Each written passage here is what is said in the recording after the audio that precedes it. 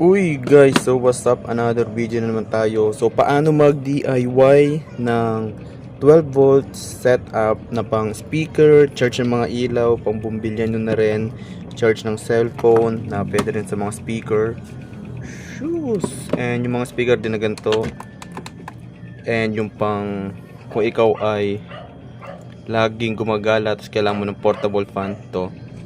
So simple lang naman makatipid sa kuryente.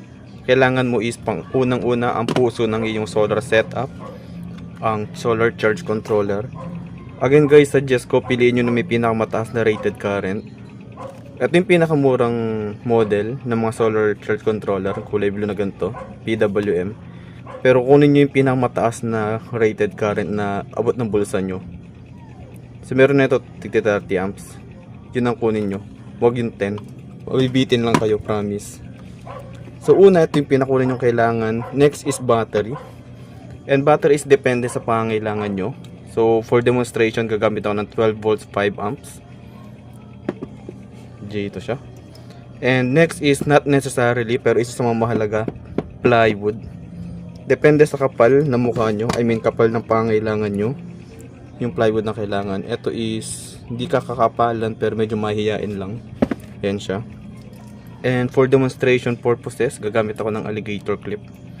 So yung alligator clip ko is baby pa lang, kaya maliit pa lang siya.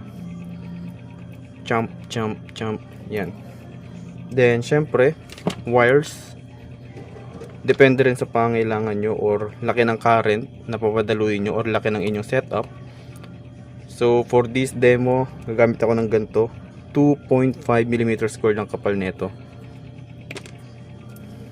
Siyempre, unang-una kakabit natin ang battery sa ating charge controller. Kukuha ka lang ng screwdriver. So ngayon, asan ang aking screwdriver? Nawawala. Jeez, hanapin ko lang. Okay, ito na aking screwdriver. So, kunin nyo lang is yung may laki na kasya sa mga ganito. Mga iba't ibang charge controller is iba-iba yung size ng ganito. So baka kailangan nyo ng mas malalaki.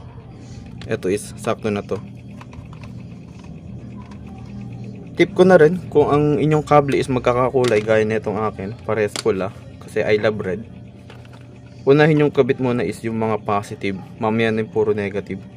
Mag-umpisa tayo sa good news. Siyempre sok muna dito. Itong kabila na lang. Yan, pag naisulot mo na,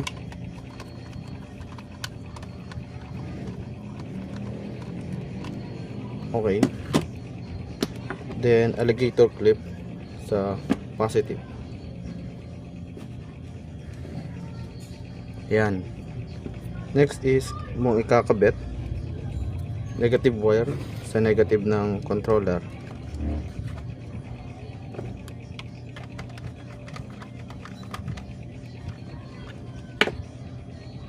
Okay. At siya naman is pupunta sa negative ng battery. Okay, so once na i-connect nyo yung dalawang battery plus negative, meron na siyang reading 12.2. as you can see, low bat siya. Yes, aminado ako, pero for demonstration purposes, let's proceed. Unang-una, kung marami kang device na kagaya ng ganito, kung marami kang ganito, flashlight, kung isa kang biker, tapos meron ka rin mga ganito, kailangan siya na marami i-charge.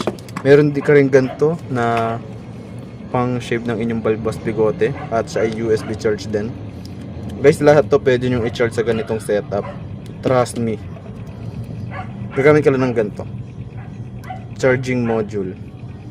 It's either mag-clip kayo ng something dito sa lusot na ito. Yun is yung mga ganito yung dulo. Eto yung ganyan. Tapos putulin nyo dito, hanapin nyo yung plus negative, tsaka nyo ilagay sa load ng charge controller. Pero para mas makita nyo na maayos, ayan siya, dito pala sa camera. Negative sa kulay black, positive sa pula. Ito ngayon yung i-connect natin sa ating charge controller. So same pa rin, unahin nyo yung positive, then pula. lusot. Pag nailusot nyo na, higpitan. Next naman is negative.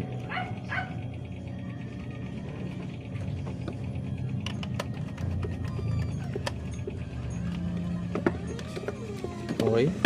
So as you can see, umiilaw na. Kulay blue. Hindi lang kita sa camera pero umiilaw yan. 'Di ba? So ang rason kung bakit ko sinabi na isa sa mga mahalaga tong plywood is pag i-screwhan nyo yan kasi ng mga equipment nyo. Kunyari, ito screwdriver. Tapos dyan nyo i-layout yung mga equipment nyo.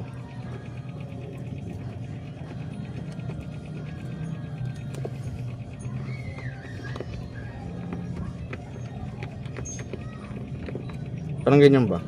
Tapos tsaka siya ilalagay sa pader ng bahay nyo para hindi siya nakalatag sa sahig ng ganito. Mas kita nyo kahit nagkakapilang kayo sa inyong lamesa. So mahalaga na gumamit din kayo ng plywood. Next, kita nyo naman nagcha-charge na. And una nating pasikatin ang aking gamit na gamit buwan-buwan, linggo-linggo. Krypton, hindi sponsored pero ginagamit ko siya lagi. Siya ay nakatali. Yun. Tada! Pwede na. Nag-charge na siya. That's one. Then kung meron kang charge ng cellphone, pwede nyo rin siyang isaksak dito kasi same lang naman yun.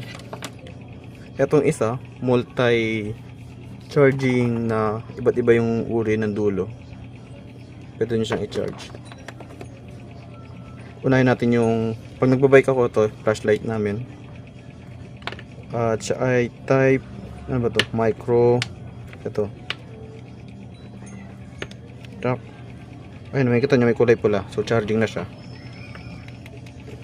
Next is ventilador. Ito. Dito naman yung kanya. Di ko sure kung pwede ito. Testing natin. Masyadong malaki. Yung isang bilog siguro. Hindi rin. So hindi applicable to mga to. Kasi may sarili ata itong saksakan. Ayaw oh.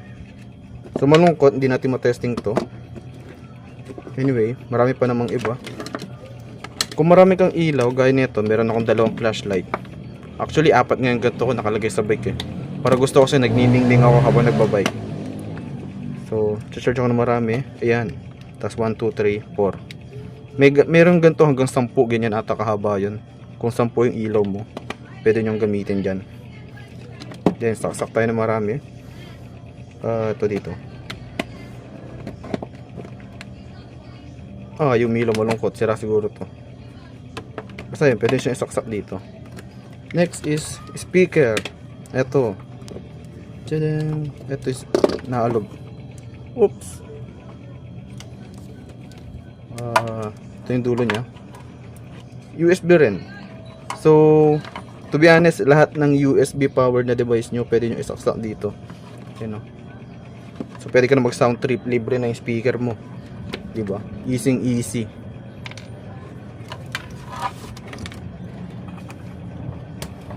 And same din pag ganito kasi ito is USB rin. 5 volts. Gamit ka lang ng mga ganito. Hanapin mo yung... Ito siya. Saksakan dito. Then USB. So lahat ng pwedeng isaksak dito, ang daming device ngayon na 5 volts charging na. Pwede na siya dito. Next namang try natin is ito. Ay siyang car inverter. So meron tayong mga device gaya ng ito akin. Electric drill. So hindi siya 12 volts. Hindi rin siya pwedeng isaksak dito. So gagamit tayo ng inverter. Unless kung pangahas ka, direkta mo yung battery dito. Pero hindi siya applicable, hindi siya advisable. Maaari pa gumamit ng ganito. Basta yung labas nito is o yung current nito is kaya ng inverter mo, pwede kang gumamit. So for this example, yung charger ng ano ko is ito. charger ng electric drill. May kita nyo dito yung capacity nya. Nakalagay dito is 1 amps 21 volts. So if you're going to do the math, nasa 20 amps lang siya, or sorry 20 amps. Ito is 220, pero hindi talaga siya 220, baka nga 30 lang yun eh. Then saksak natin. Hindi pala muna ito munang mga paraphernalia ang isasaksak natin dito. Next is negative. Sa negative,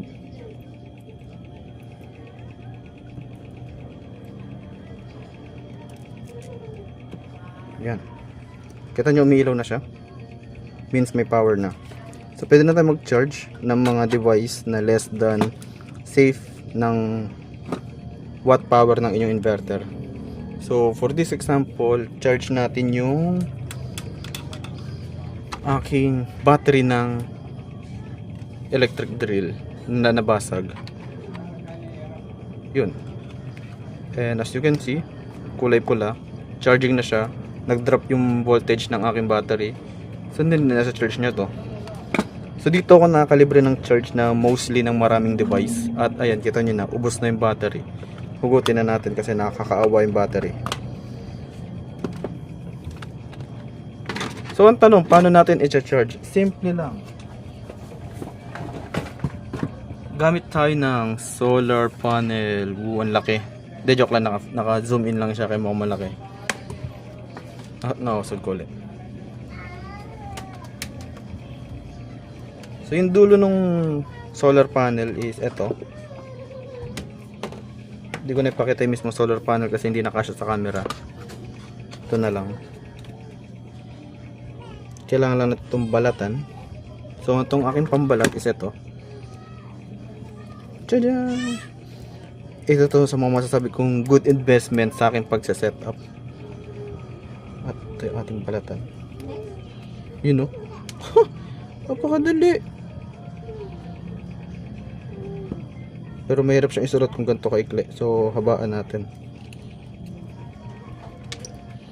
Tsaka natin tabasan dito.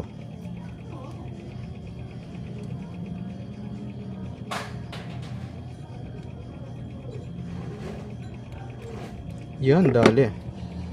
So meron tayo ditong pula and dilaw.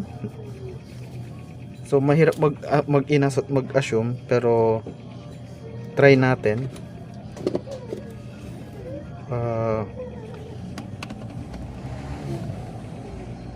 Yan. So ang reading is 11. Try natin. Pula sa positive, puti sa negative.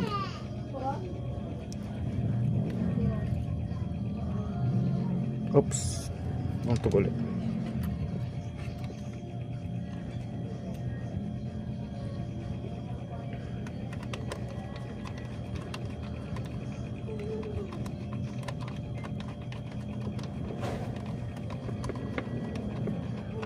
Okay. So hindi siya nagcha-charge. Siyempre nasa kwarto ako, walang araw dito. Pero kung idudungo ko lang saglit yung panel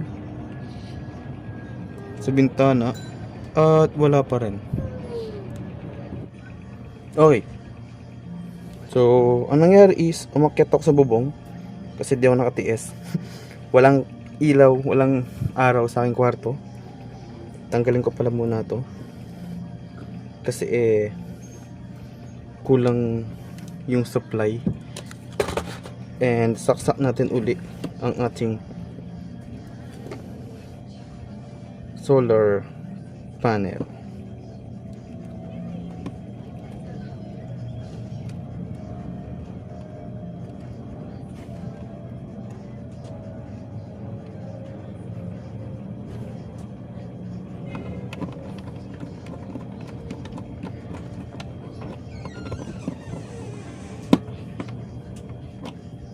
Yun. So as you can see, umangat na siya into 12 volts. So may karga na. Nasa bubog na kasi yung solar panel, maaraw.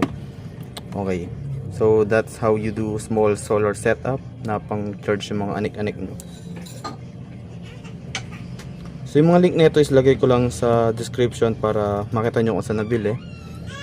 Yung battery is napakalawak ng DIY Solar World. Depende sa battery kung ano yung gusto nyo. You can go with bigger battery para mas matagal yung setup nyo, or bigger panel. Depende kung anong oras nyo kailangan yung kuryente. Kung nasa bahay kayo maghapon and wala kayo sa gabi, kagaya ko, gabi yung trabaho, mas okay mas malaking panel kasi sa umaga ko kailangan.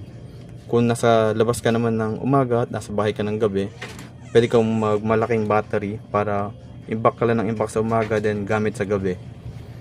Pero syempre consider nyo pa rin yung safe discharge, depth of discharge ng inyong battery, kasi depende sa battery yun. Ayun lang. Salamat. Kung may tanong kayo, chat lang kayo or comment, sagutin ko kagad. Salamat.